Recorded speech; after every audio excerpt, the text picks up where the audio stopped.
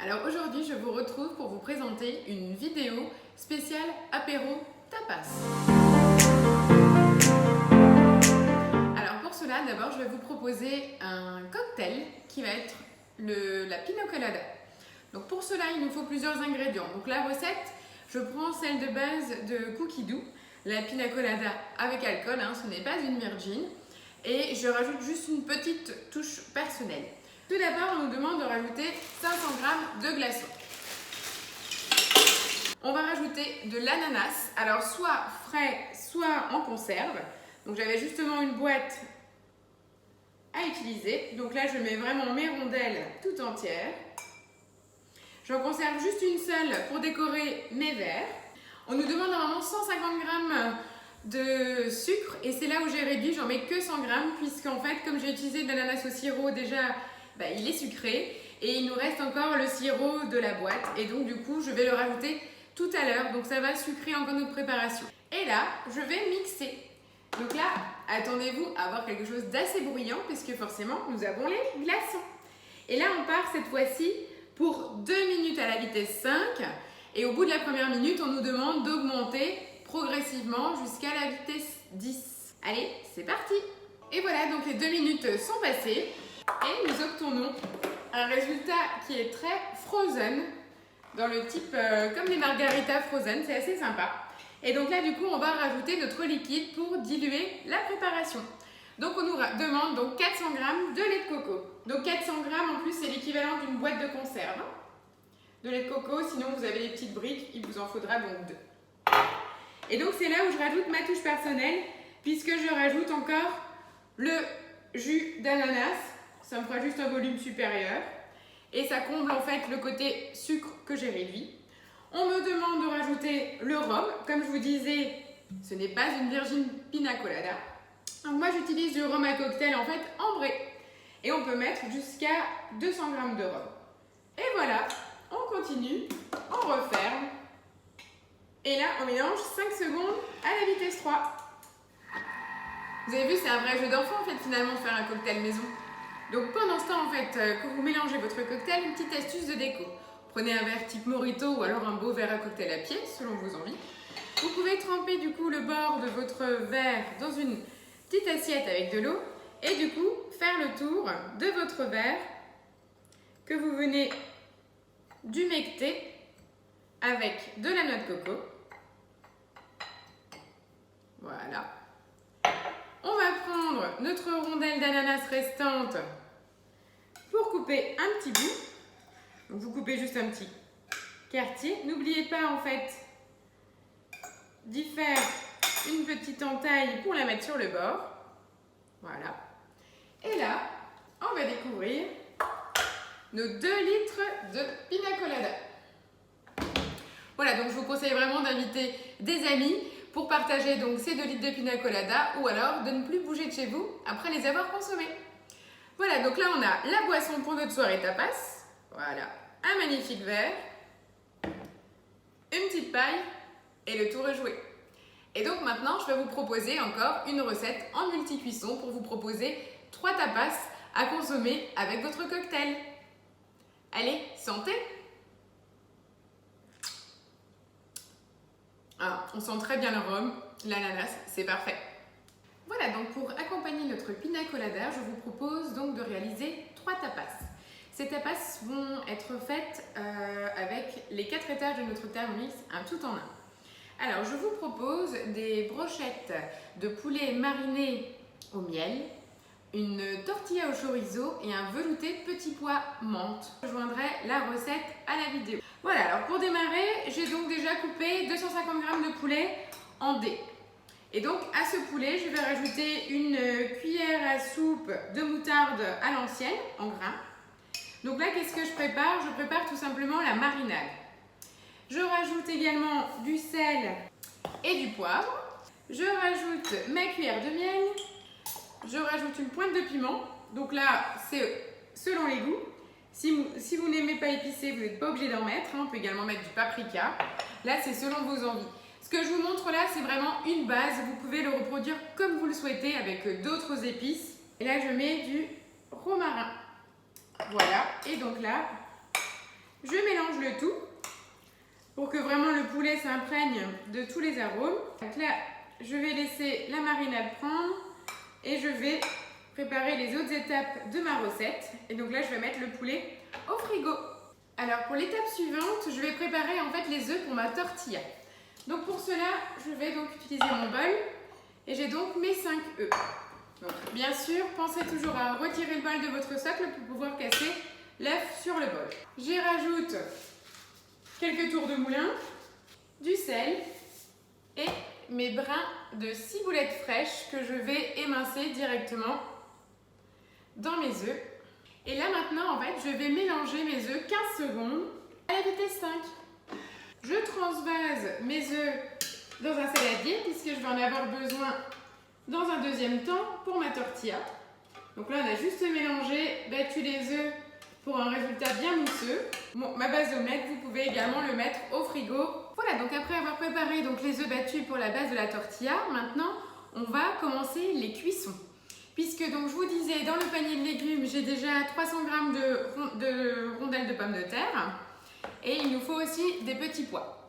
Alors je vais vous montrer. Donc tout simplement, on nous demande déjà de mettre 500 g d'eau dans notre bol. Donc pensez à aller sur la balance, mesurer 500 g d'eau. Donc il nous faut de l'eau chaude. Donc soit vous en avez du robinet prête ou alors vous avez la bouilloire à côté.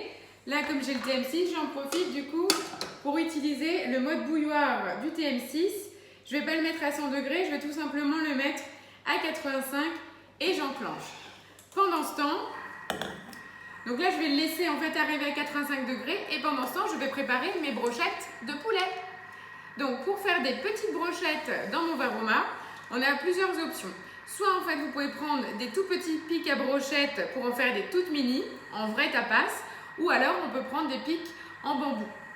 Je vais vous montrer. Donc pour les brochettes, on a deux options. Donc les brochettes, où vont-elles se positionner? Elles vont se positionner dans la partie basse et profonde du Varoma. Donc voilà, alors je vais prendre les petits cure-dents pour vous montrer.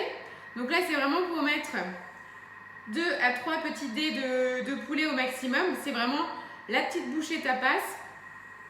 Donc je vais mettre 3 petits bouts de poulet et je vais les planter debout dans mon Varoma. Voici, j'ai donc terminé les brochettes de poulet.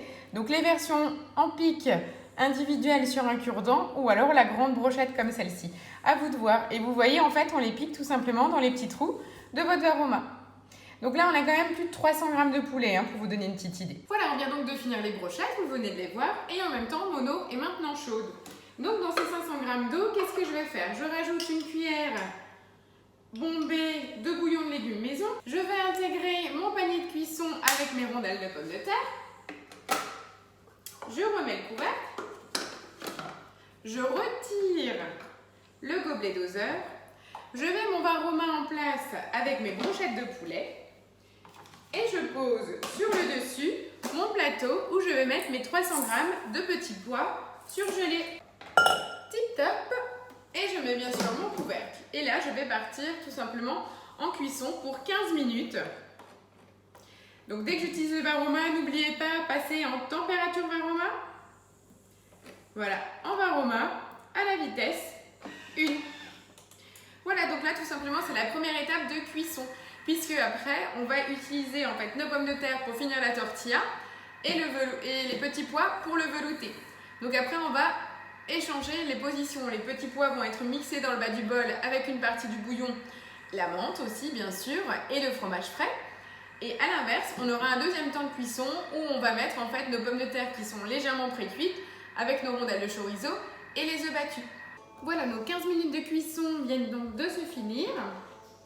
J'ai donc maintenant mes petits pois qui sont pré-cuits. Donc je vais les transvaser dans un petit saladier.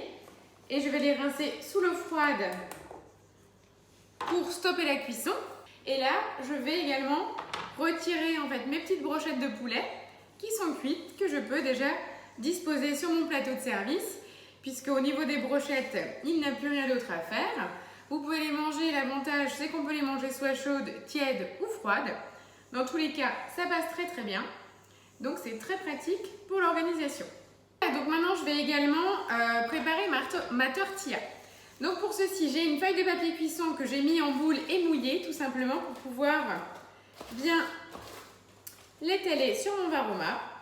Parce que vous allez voir, je vais tout simplement retirer mes pommes de terre qu'on avait cuites au préalable.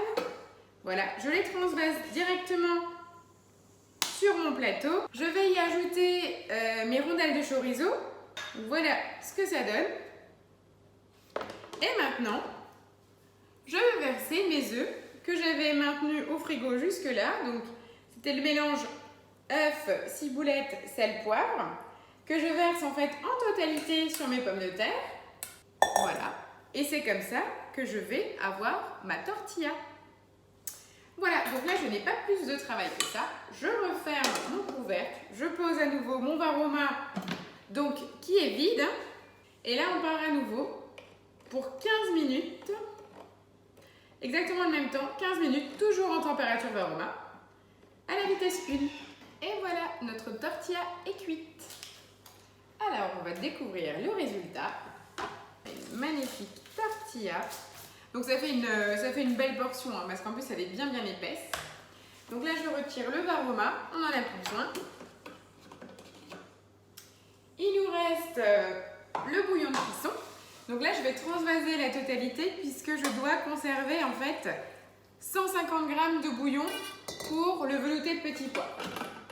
Donc du coup j'ai vidé la totalité, je rappuie sur ma balance. Donc là c'est juste une petite manip pour vérifier en fait le bouillon. Je verse. Donc en plus il s'est aromatisé de la cuisson des petits pois, des pommes de terre avec le bouillon de légumes. Donc là je mets 150 g de bouillon.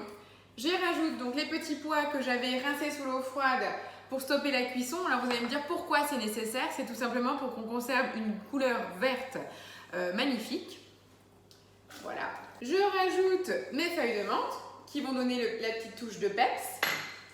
Et mon fromage frais, 150 g. Et voilà, et donc là, je vais tout simplement refermer mon couvercle avec mon gobelet doseur et je vais programmer 1 minute à la vitesse 10 comme un velouté classique. Et voilà, donc le velouté vient d'être mixé, il me reste plus qu'à dresser. Alors regardez cette magnifique couleur verte. On a bien fait de rafraîchir nos petits pois. Et voilà, un parfait velouté qui sent la menthe, c'est vraiment très frais pour cet été. Voilà, je viens de dresser le velouté et je vais donc vous montrer le résultat d'une assiette de présentation pour vos amis. Et voilà, l'assiette apéro tapas avec la pina colada, les brochettes de poulet au miel et à la moutarde à l'ancienne, la tortilla pomme de terre chorizo et le velouté petit pois menthe. Tout est prêt pour l'apéro entre amis. Et tout ça a été réalisé en moins d'1 heure. Alors à vos tabliers, et bel apéro!